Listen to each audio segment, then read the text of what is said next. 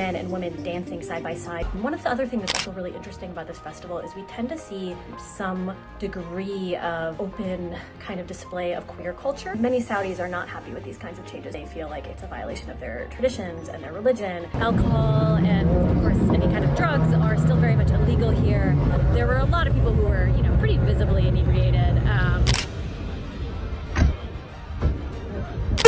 واليوم احنا في اكس بي داي 1 جايين نسالهم ايش جايين تسووا وانتوا ايش تسووا في حياتكم. طيب اوكي انا جيت عشان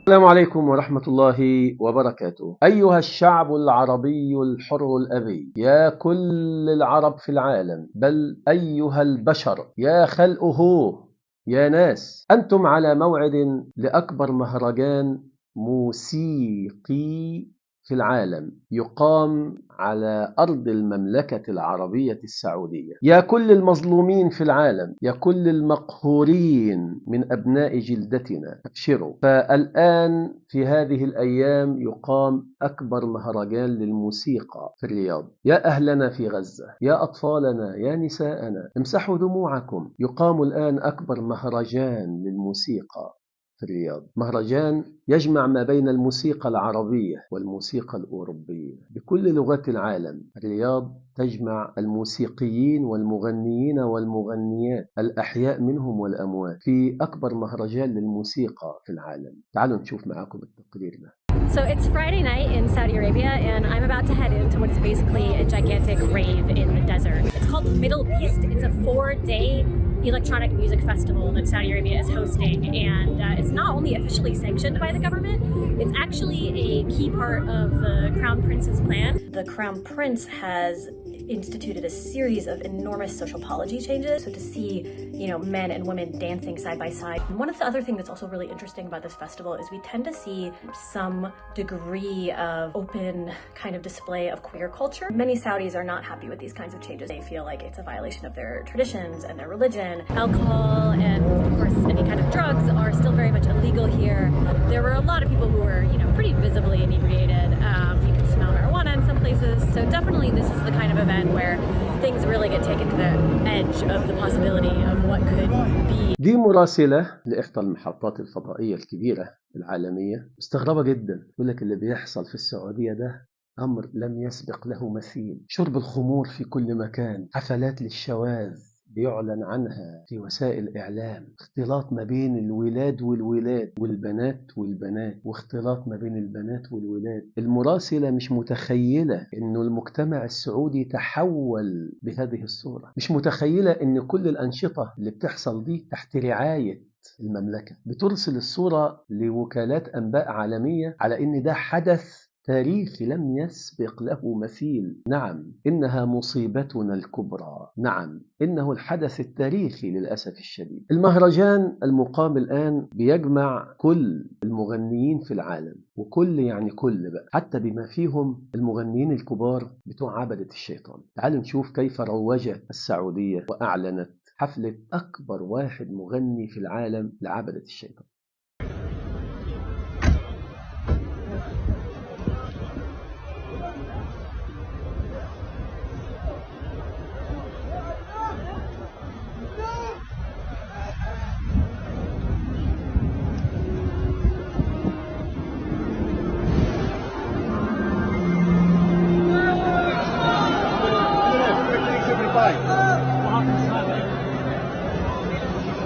في ولد مخنث كده، شيطان في صورة إنسان، بيقولوا عليه مغني عالمي اسمه ترافيس سكوت. الولد ده كان حابب يعمل حفلة، أو كانت نظمت له حفلة في مصر قبل عدة أشهر، لكن قبل إقامة الحفلة بساعات تم إلغاء الحفل. ليه؟ قال لك لأنه بيمارس أثناء الغناء طقوس شيطانية.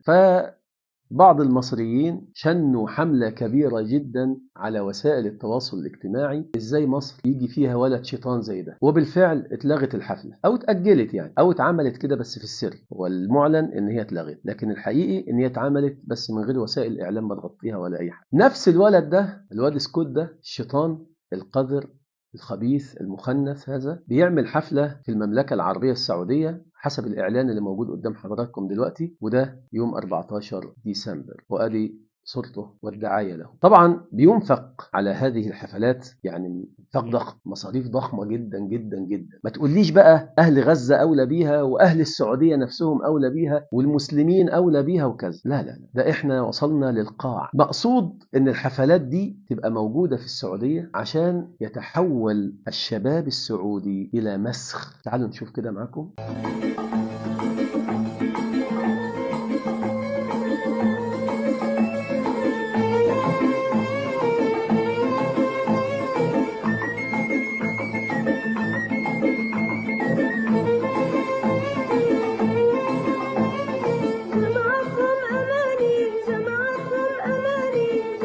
كفايه قله ادب. طب والله دول كمان بيرقصوا يعني شويه محتشمين يعني وان كان طبعا التصرف ده منقص للمروءه ومذهب للكرامه والحياة، فضلا انه حرام يعني. تعالوا بقى نشوف ماذا يريدون من ابنائنا، من شبابنا. الغرب القذر اللي جاي يفرض فكره علينا، جاي عايز ايه من ولادنا. تعالوا نشوف ولادنا بقى عاملين ازاي. خد دي كمان الاول.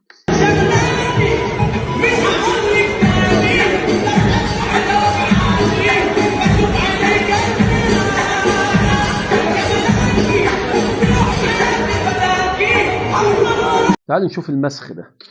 يوم معاكم سيف ومريم، واليوم احنا في اكس بي داي 1 جايين نسالهم ايش جايين تسووا وانتوا ايش تسووا في حياتكم. طيب اوكي، انا جيت عشان سببين. الميوزك اول شيء لان انا مره احب الميوزك، ثاني سبب الفوتوغرافي لان احب الفوتوغرافي وانا جاي هنا عشان اصور. عرفت؟ انا مغنيه ورجعت هالسنه اطالع الاجواء واشوف الناس واتعرف على ناس مثلكم. وحسيت يعني لازم ارجع. تعرفون مصور حلو، جاي هنا اصور واستمتع بالميوزك. XP is one of the best events in Saudi Arabia, no cap. ده والايه البنت حاطه ايديها على كتف الولد وعادي جدا. هذا الذي يراد بابنائنا وبشبابنا. انتبهوا يا إخوة، والله إنها حرب لا تقل في خطورتها أبدا عما يحدث في غزة، بل ما يحدث في غزة ربما يكون أنقى وأفضل وأعظم. عارفين ليه؟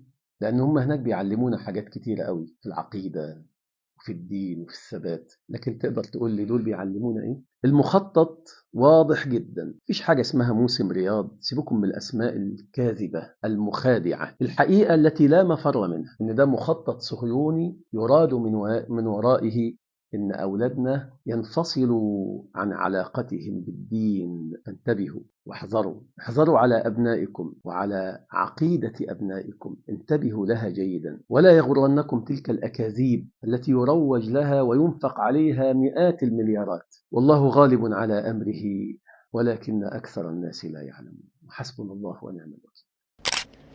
اللهم إن هذا منكر لا يرضيك. اللهم إن هذا منكر لا يرضيك. اللهم إن هذا منكر لا يرضيك. ربنا لا تؤاخذنا بما فعل السفهاء منا. ربنا لا تؤاخذنا بما فعل السفهاء منا. ربنا لا تؤاخذنا بما فعل السفهاء منا. اللهم إنا نبرأ إليك مما يفعله هؤلاء. اللهم إنا نبرأ إليك من فعل هؤلاء، ونبرأ إليك ممن هيأ لهم السبيل للفساد والانحراف والفسق والفجور يا رب العالمين. نبرأ إليك من فعالهم، ونبرأ إليك ممن ساعدهم ويسر لهم سبيل الفسق والفساد والفجور يا رب العالمين. اللهم إنا ندرأ بك في نحور أعدائنا الذين يدمرون شبابنا وأبناءنا. اللهم اهد شباب أمتنا لما تحب وترضى، وخذ بأيديهم إليك يا أرحم الراحمين يا رب العالمين.